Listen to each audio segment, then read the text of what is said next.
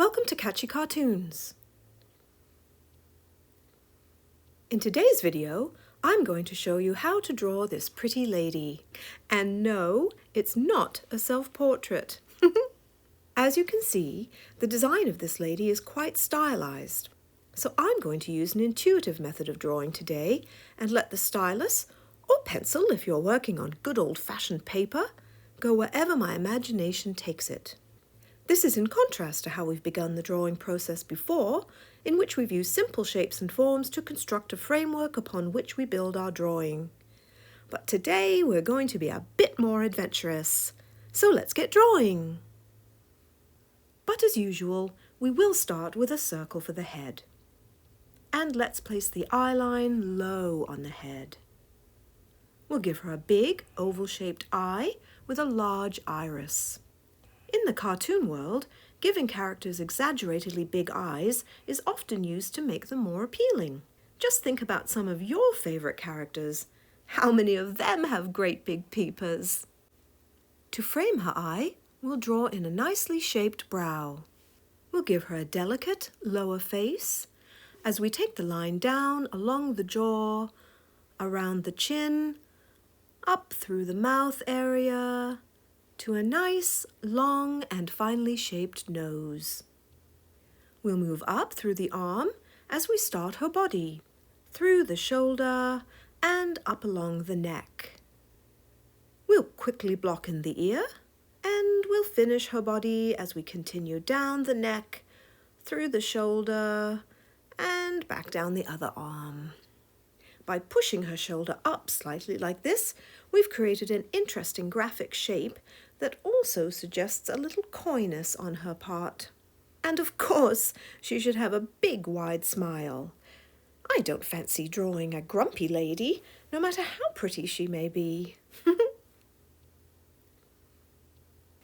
We'll sketch in her hair with a long ponytail that flows down her back. We'll finish the ruff by giving her an O-shaped neckline and move on to the tie-down stage, where we'll push and pull the shapes and forms to achieve our desired design.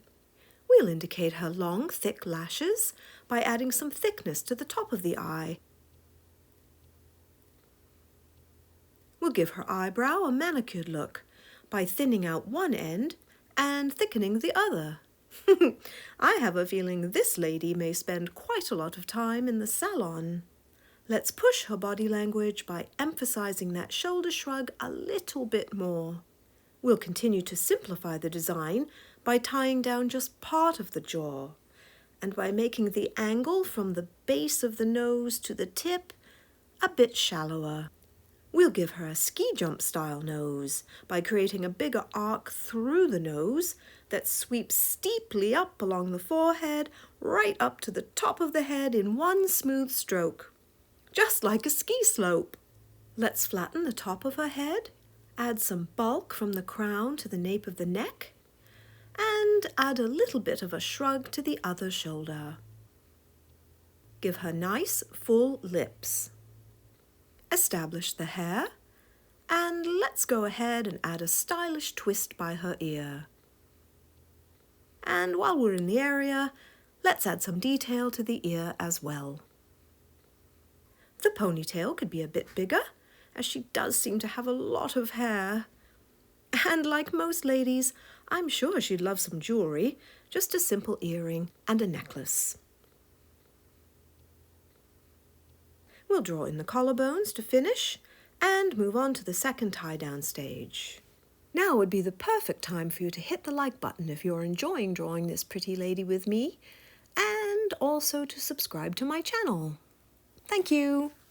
I'm fairly happy with the progress of the drawing, so we'll just apply a more committed line and make the odd adjustment here and there.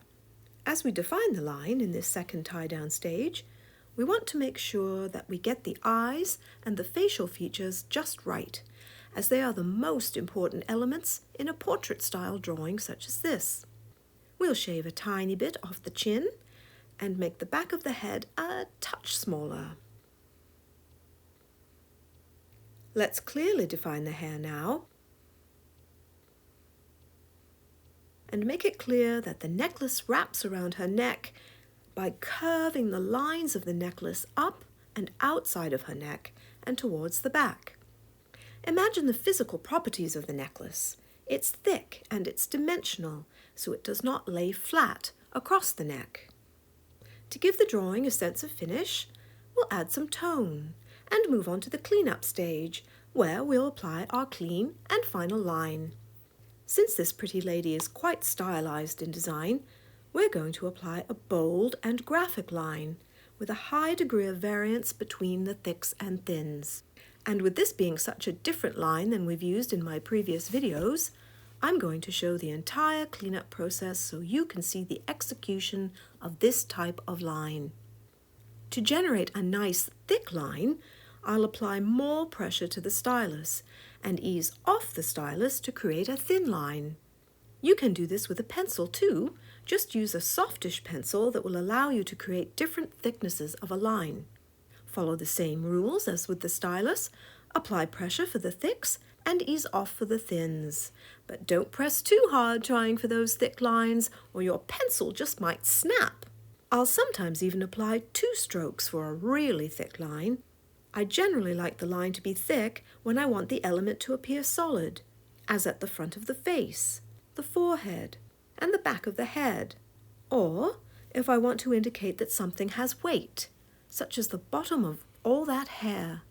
I then like to taper the line down to a thin as I go around corners, like at the top of her shoulders, her chin, and the top of her head. This gives the illusion that the flesh or clothing is being stretched out by what's underneath. But ultimately, and most importantly, it just comes down to what looks good to you, or me in this case. I should mention that using a bold graphic line like this, especially the exterior line, has the potential to undo some of the subtleties you've created, such as the slight change of angle at the base of her nose. But that's okay. You're just trying to create simple but recognizable shapes and forms in a stylized manner. On the flip side, this thick line can sometimes exaggerate some elements of the drawing, such as the back of her head and the shrug of her shoulders. So do take particular care when applying this line. There is a slight chance of ruining your drawing, but the reward is well worth the risk, as this style of line adds some serious oomph. So now we can finally start to add some color. And an image like this is lots of fun because your color choices are endless and completely your preference. Blue hair? Why not? How about pink?